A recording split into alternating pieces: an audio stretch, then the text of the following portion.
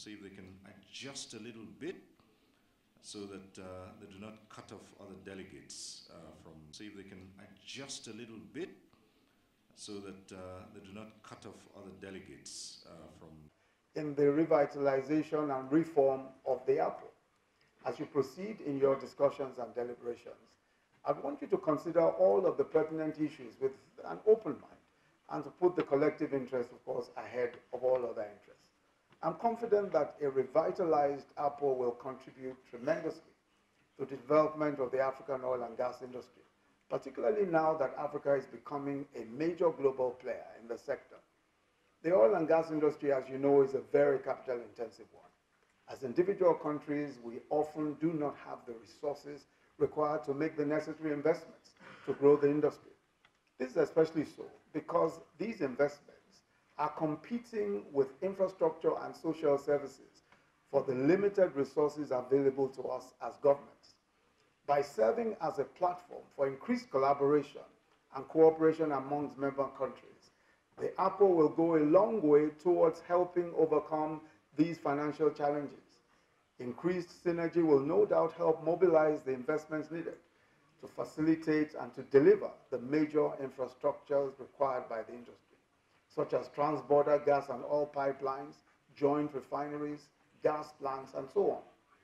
Nigeria, as you must, of course, know, is already leading, in some senses by example, with our West Africa gas pipeline project and the Nigeria-Niger collaboration on refining.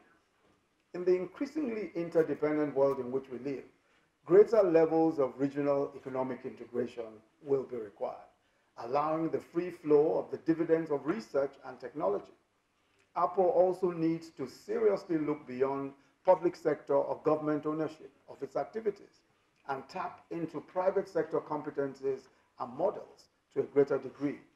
I'd also like to speak briefly about the APPO Fund for Technical Cooperation, which I'm told is also undergoing recapitalization, to enable it better fulfill the role for which it was established.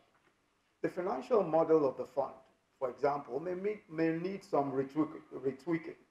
It could be remodeled after similar institutions that have succeeded, like the OPEC fund, or, where, of course, as you know, non-OPEC members can begin to invest. It is time also for us to open up the APPO fund such that non-APPO member countries and private institutions should be able to invest. In addition, the APPO fund ought to operate as an autonomous entity, independent perhaps of the APPO Secretariat, in the same way that the OPEC fund operates independently of OPEC itself.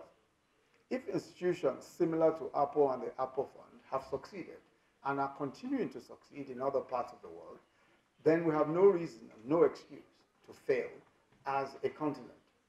Your Excellencies, it is important to acknowledge that the relationship of our various countries with oil and gas is in an interesting and somewhat complicated mode. It is, for many of us, the mainstay of our economies, delivering much needed government revenues and foreign exchange to our economies.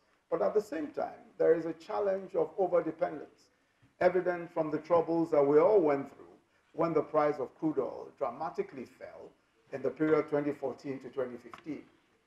The lesson here is that while oil and gas will continue to be critical to our revenue bases and our national economies, we must redouble our efforts to achieve the following.